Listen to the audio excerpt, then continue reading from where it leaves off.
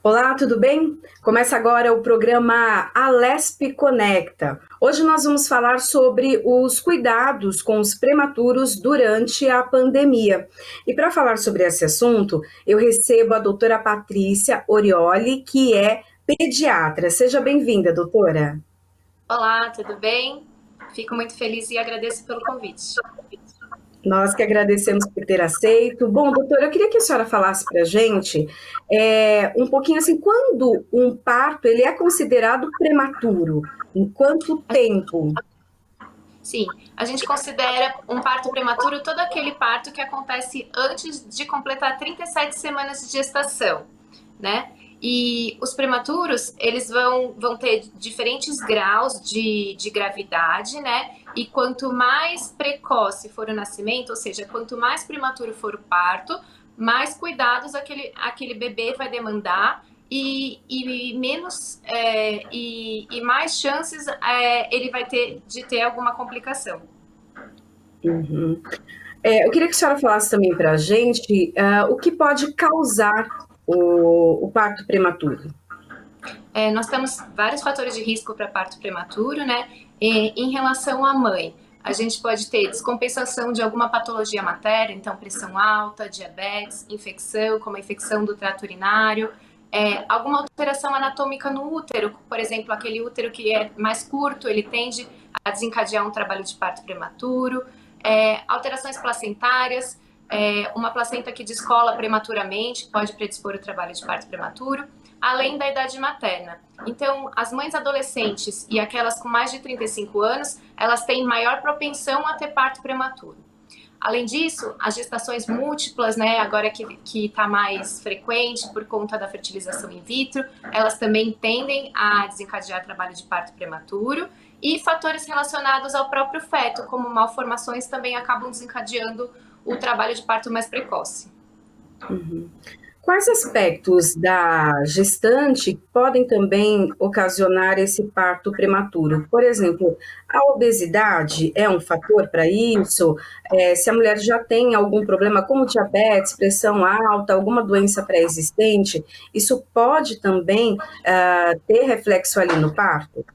Sim, com certeza. Todos esses fatores, eles levam a uma gestação de risco, né? Isso já é um risco para o trabalho de parto prematuro. Então, a mãe que é obesa, muito provavelmente, ela pode alterar o teste de tolerância à glicose, que é feito lá a partir da 20ª semana de gestação.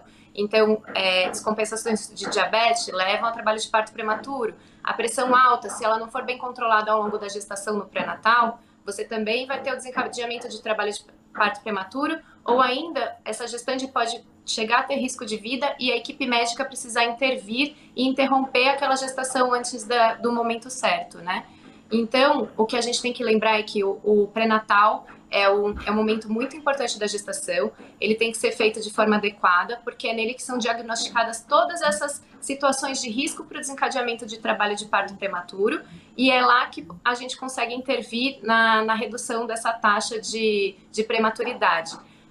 A OMS estima que por ano nós temos 300 mil partos prematuros aqui no Brasil, né? Então, nós vivemos um Brasil de muitos Brasis. Então, não é a taxa de prematuridade entre as regiões acabam variando, mas o que a gente tem que principalmente conscientizar a população que tem que ser feito sim o pré-natal e o acompanhamento regular nas consultas. Uhum. Na maioria dos casos, os partos prematuros, eles são cesarianos ou também podem acontecer partos prematuros naturais? Podem acontecer partos prematuros naturais. Se o trabalho de parto prematuro for desencadeado de forma precoce e não houver risco nem para o feto e nem para a gestante, ele pode evoluir de forma natural e a equipe médica vai conduzir de forma natural. Porém, em muitos casos, você tem, por exemplo, na situação da pressão alta, que a gestante pode evoluir para uma situação crítica de pré-eclâmpsia, é necessário que a equipe médica interrompa aquela gestação e faça a cesariana, porque se ela evoluísse com um trabalho de parto normal, isso acarretaria numa maior chance de risco tanto para a mãe quanto para o bebê. Uhum. Fala um pouquinho para a gente também, doutora, desses riscos, né, de um parto prematuro, quando a mulher tem, não o parto prematuro, mas o parto, assim, em si, quando a mulher tem pressão alta, porque é um risco muito grande para ela, mas também para a criança, né? Muitas crianças acabam nascendo ali com alguma deficiência intelectual por conta disso. Sim, sim. Então, por isso o pré-natal é super importante. Em todas as consultas deve ser medida a pressão da gestante, né? Caso alterado, você tem que entrar com a medicação e assim ela tem que controlar os níveis pressóricos. Isso porque nas gestações que a mãe tem pressão alta, muitas vezes a concentração de oxigênio do feto vai começar a variar bastante, né?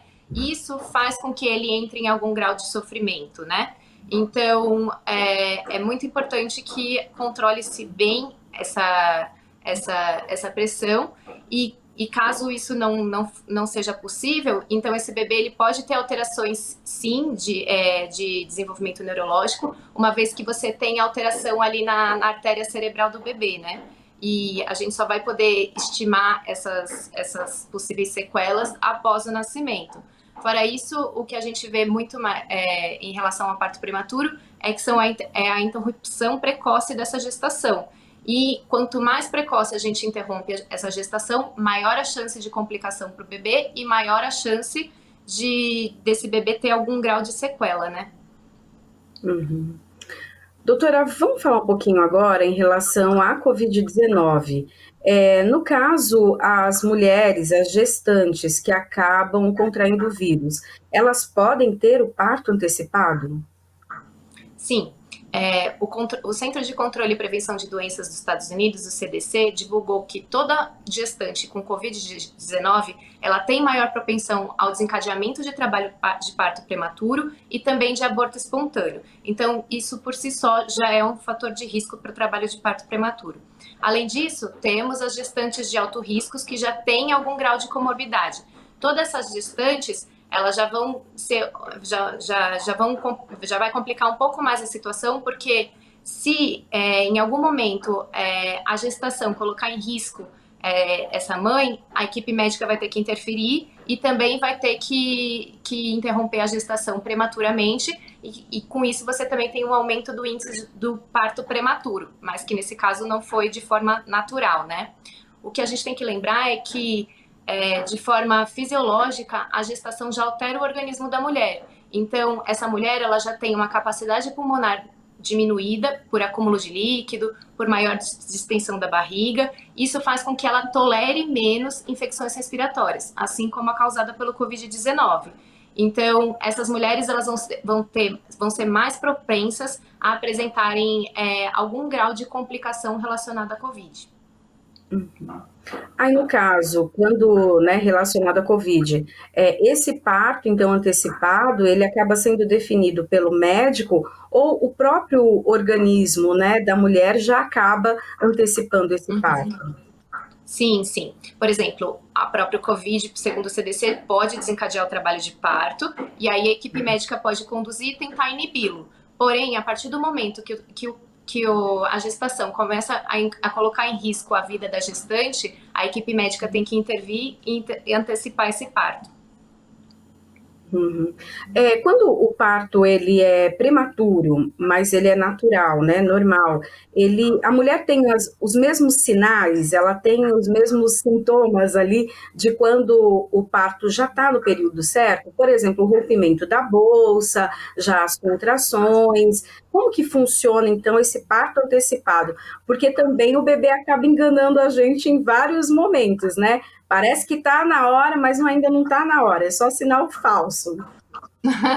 Sim, os pródromos de trabalho de parto acabam sendo mesmos, né? Então são as contrações que acabam vindo de forma mais intensa e mais regular, então intervalos de tempos menores, né? E você também pode ter o rompimento da bolsa, que é o que a gente chama de ruptura prematura das membranas. E isso é um fator que também acaba levando ao trabalho de parto prematuro. Ela pode acontecer de forma espontânea antes do trabalho de parto e desencadear esse trabalho de parto. Mas não necessariamente uma gestante que tenha a bolsa rompida antes da hora, a gente vai, se o trabalho de parto não for desencadeado, a gente vai induzir aquele trabalho de parto antes da hora. A gente vai pesar custo-benefício vai ver a condição clínica da mãe e se a gente consegue segurar um tempinho aquele bebê dentro do útero da mãe. Uhum. Muitas mulheres, elas passam ali o finalzinho da gestação, ou às vezes algumas até a gestação toda internada, né, nos hospitais, para que a equipe médica consiga segurar, né, como se diz, né, segurar o bebê ali. Eu queria que a senhora falasse um pouco disso. E nesse momento de Covid, né, em que os hospitais ali estão focados também nessa questão da pandemia, o que tem sido feito, então, nesses casos específicos em que a mulher precisa de um repouso absoluto, precisa de posições, né, o corpo dela ficar em posições diferenciadas para que esse bebê nasça no tempo certo? Sim, muitas gestantes, por exemplo, as diabéticas têm que controlar com insulina internadas, né? As próprias que têm pressão alta têm que fazer o controle pressórico com medicação endovenosa, então elas ficam internadas e com posições, em determinadas posições para tentar inibir o trabalho de parto, né? Ou mesmo recebem medicações para que esse trabalho de parto possivelmente seja inibido. Então, assim, essas gestantes agora em tempos de pandemia, nós seguimos todos os protocolos para que elas sejam preservadas, então uso de máscara, as visitas têm que ser muito restritas, né? Na verdade, agora em tempos de pandemia, muitas unidades, tanto de UTI neonatal quanto as UTIs adultas, elas suspenderam as visitas, né? Por conta de tanto de você levar a infecção para dentro do hospital, quanto a pessoa contrair a infecção no hospital. Então, de acordo com o hospital, foram tomados alguns protocolos. Além disso, as medidas de higienização, tanto na parte do quarto quanto na parte comum, têm sido bem rigorosas. O uso de álcool gel, lavar as mãos. Mas acho que o mais importante tem sido o controle das visitas. E o que as pessoas têm que se conscientizar se elas tiverem qualquer sintoma respiratório, elas não devem frequentar o ambiente hospitalar, né? Principalmente para visitar uma gestante ou visitar um prematuro. Uhum. Doutora, nesse momento, né, principalmente que os casos têm aumentado, tanto de contaminação quanto de mortes no Brasil, é bom esse alerta, é necessário esse alerta, né? Às vezes a pessoa acha, né, tá gestante, mas está bem, né, sempre foi bem fisicamente, né? Não sabe dessa questão da alteração, por exemplo, respiratória, pode receber uma visita, ou pode fazer uma visita, ou estar numa aglomeração, o que não é indicado, e acabar contraindo a doença, que é um problema muito sério, tanto para ela quanto para o bebê. Eu acho que, independentemente do estado agora, né, a população tem que se conscientizar que até recebemos a vacina, todos devemos permanecer em quarentena, né, todos devemos ficar mais reclusos, mas principalmente as pessoas que têm contato com gestantes ou com bebês prematuros, elas têm que se manter reclusas, elas têm que ter essa conscientização de não se expor ao vírus respiratórios. Outra coisa importante, tanto a gestante quanto as pessoas em contato com a gestante ou com os prematuros devem manter a caderneta de vacina atualizada, principalmente para doenças respiratórias como a coqueluche, como a gripe. E o que a gente viu assim ao longo desse período de pandemia é que muitas pessoas abandonaram, né, essa prática de manter a caderneta de vacinação em dia. Isso também acaba prejudicando um pouco e aumentando a incidência de outros vírus respiratórios, que também continuam circulando, apesar da circulação do coronavírus. E no caso dessas visitas, né, então, por exemplo, né, a mãe ali deu à luz e os avós querem ir, né, a família quer ir, quais os cuidados que essas pessoas precisam tomar? O uso da máscara, essa coisa do álcool em gel já é normal, né? Todo mundo que vai visitar uma criança na maternidade ou nos primeiros meses, a primeira coisa que a mãe faz já é borrifar ali um pouquinho de álcool em gel na mão do visitante. Como fica nesse momento de pandemia? Como o visitante pode colaborar, então, para evitar uma contaminação no bebê que ainda é mais frágil do que as outras pessoas?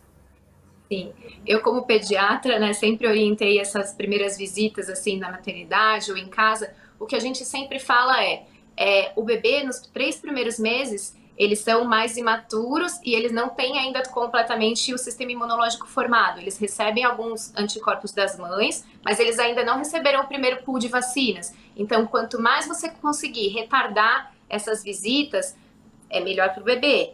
Outra coisa, então, tem parentes que vão acabar visitando, os parentes mais próximos, os avós, eles só podem ir se eles não tiverem nenhum sintoma respiratório, de preferência caderneta de vacinação atualizada para coqueluche ou para doenças respiratórias. Agora, em tempos de pandemia, que tem o uso difundido da máscara, manter o uso da máscara em tempo integral no contato com a criança, lavar as mãos ao chegar da rua e usar o álcool em gel após, e principalmente agora, eu acho que eu orientaria os pais a não deixarem o mínimo número de pessoas possível ter contato próximo, assim, pegar o bebê no colo. E nunca orientar as pessoas a beijarem a criança, né? Que aí é o contato direto, né? Então, eu acho que é isso. Eu acho que eu reduziria bem o número de pessoas que visitariam a criança. Essas pessoas, de preferência, têm que estar mais reclusas e não frequentando grandes ambientes, não sendo expostas. E reduzir bem o número de pessoas que vão ter um contato bem direto com a criança, pegar no colo, e principalmente não ficar beijando o bebê. Uhum. Até falando, né, perto da criança, então o uso da máscara, na verdade, seria até uma indicação, não só nesse momento de pandemia, mas por um bom tempo, Sim. né? Às vezes, falar ali perto do bebê, já as gotículas já voam, né? Com certeza. A gente não sabe como vai ser o novo normal depois da pandemia, mas talvez a cultura da máscara tenha ensinado a gente que sempre que você tiver um sintoma respiratório, por educação você deve usar a máscara, tentando prevenir e não disseminar aquele vírus, né, para a população em geral. E eu acho que os bebês, sendo uma população de sistema imunológico mais comprometido, eu acho que numa visita, por exemplo, nos primeiros dias de vida do bebê, eu acho que mesmo pós-pandemia a gente podia manter o uso da máscara. Verdade. Doutora, vamos falar então agora sobre os prematuros. O que acontece no organismo deles? Porque a gente sabe que a cada mês, né, a cada semana, há ali um desenvolvimento dos órgãos, dos ossos, do tecido, né? Então, assim, é lindo, né, o que acontece dentro do útero. E quando isso é interrompido antes da hora? Quais as complicações? Às vezes se fala, o pulmão não estava maduro, né? O que significa isso?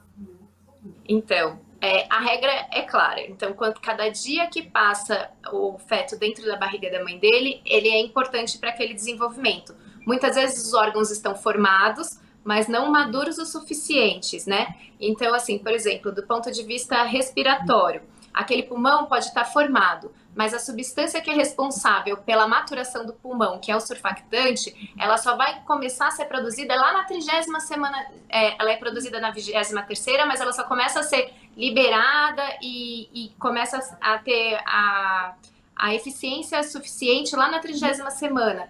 Então, os bebês que nascem antes disso, eles têm o pulmão formado, porém eles não têm a quantidade adequada dessa substância para maturação pulmonar, né? Então, com isso, eles vão depender mais da ventilação mecânica, né? Vão depender do uso do ventilador. Eles podem ter um maior grau de dependência de oxigênio. Além disso, o sistema neurológico desses bebês também é mais imaturo. Então, ele é exposto a vários estímulos e aí, com essa imaturidade, eles tendem a ter um sangramento ali da matriz germinativa. Os vasos neurológicos são tão frágeis que isso pode levar a algum sangramento no sistema nervoso central. Aí, com o desenvolvimento da criança, essa criança pode apresentar alteração de neurodesenvolvimento, alteração de linguagem, algum grau de distúrbio de comportamento. Então, tem o transtorno do déficit de atenção, que também é mais frequente em prematuros. Pode ter algum grau de paralisia cerebral. Além disso, a gente também tem a imaturidade do sistema digestório. Então, aquele intestino ainda não ele é formado, mas ele não é maduro o suficiente para receber o leite. Então, é uma criança que vai apresentar resíduos, você não vai conseguir alimentar tão cedo. Ele pode ter o que a gente fala de uma complicação chamada enterocolite. Pode ter algumas alterações de visão, porque os vasinhos da retina não são completamente formados, a depender da idade gestacional. Então, essa criança mais para frente pode ter algum distúrbio de visão, distúrbio de audição. Então, são vários graus de complicação, mas nem sempre todo bebê prematuro vai ter uma complicação ou sequela, né? A maioria dos prematuros estão no grupo que a gente chama de prematuros tardios, que são aqueles que nascem com 34 semanas ou mais. E esses bebês, por serem maduros, eles se comportam como os bebês, praticamente como os bebês a termo, e tendem a serem saudáveis e não terem grandes complicações. Os bebês que são os prematuros extremos, que são aqueles de 28, menores que 28 semanas, que são aqueles que vão apresentar uma evolução mais longa na UTI, podem apresentar todas essas complicações, e aí a gente, ao longo do acompanhamento ambulatorial, que a gente vai mensurar qual que vai ser o grau de sequela e se ele vai apresentar alguma sequela.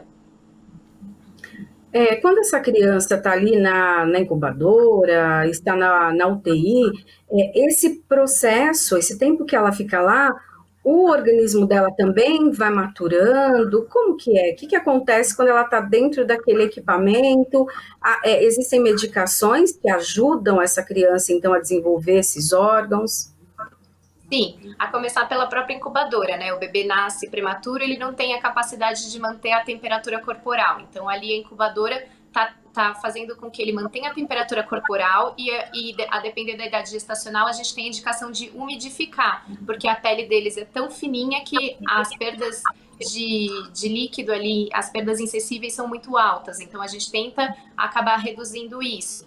Em relação ao pulmão, aquela substância que é tão importante para manter o funcionamento pulmonar adequado, o alvéolo expandido direitinho para a respiração, um surfactante, a gente pode administrar de forma exógena. Então, o bebê que é muito prematuro, que está com ventilação com parâmetros altos, ele tem indicação de receber o surfactante de forma exógena. Então, através da cânula, a gente coloca uma cânula na traqueia e administra aquela substância no pulmão. Então, é uma forma de produzir maturação pulmonar. Os vasos da retina, por exemplo, muitas vezes eles não nascem completamente, a retina não nasce completamente vascularizada, mas ao longo da evolução da UTI, nós vamos acompanhando através do fundo de olho, o oftalmo vai acompanhando, e aí eles vão, essa vascularização vai progredindo, né? Que mais? Em relação à alimentação, o bebê ele só tem a capacidade de mamar por via oral a partir de 34 semanas. Então, todos os bebês que nasceram antes de 34 semanas, eles vão receber o leite via sonda, e muitas vezes os muito prematuros, no começo, eles não conseguem receber leite, por conta daquela imaturidade do intestino. Então, a gente acaba oferecendo nutrição parenteral, que é um composto com aminoácidos, glicose, gordura, né, que são os lipídios, através de veia, até que ele tenha a maturação necessária lá do intestino para começar a aceitar a alimentação enteral, o leitinho lá no estômago e no intestino. Uhum. Acho que esses são os principais. E, doutora, existe um índice de morte em relação às crianças prematuras, ou por conta até da evolução tecnológica da medicina, esses índices têm diminuído ao longo do tempo? Com certeza. A gente tem o que se chama de viabilidade do prematuro. Então, seria assim, a viabilidade do prematuro atualmente é 24 semanas. O que isso quer dizer? Mais da metade das crianças que nascem com 24 semanas ou mais, elas têm chance de sobreviver, né? Isso evoluiu muito ao longo dos últimos anos, né, com a padronização dos cuidados em UTI neonatal e em sala de parto, e com os avanços tecnológicos, como a produção do surfactante exógeno, que conseguimos a maturação pulmonar desse recém-nascido. Para você ter uma ideia, na década de 70, essa viabilidade era de 30 semanas. Então, só os bebês com 30 semanas ou mais da metade desses bebês que sobreviviam, né? Então, a gente considerava a viabilidade lá na década de 60 de 30 semanas. Hoje, a gente conseguiu reduzir isso a 24 semanas. Então, a maior parte dos bebês que nascem com 24 semanas tem grandes chances de sobrevida. E qual o tempo que eles ficam nos equipamentos, ficam internados? Tem a ver com o tempo do nascimento? Então, por exemplo, a senhora falou 34 semanas, seria ali já o possível, né, nascimento a partir de 34. Suponhamos que ela tenha nascido com 30, ela vai ficar 4 semanas ou não tem essa conta?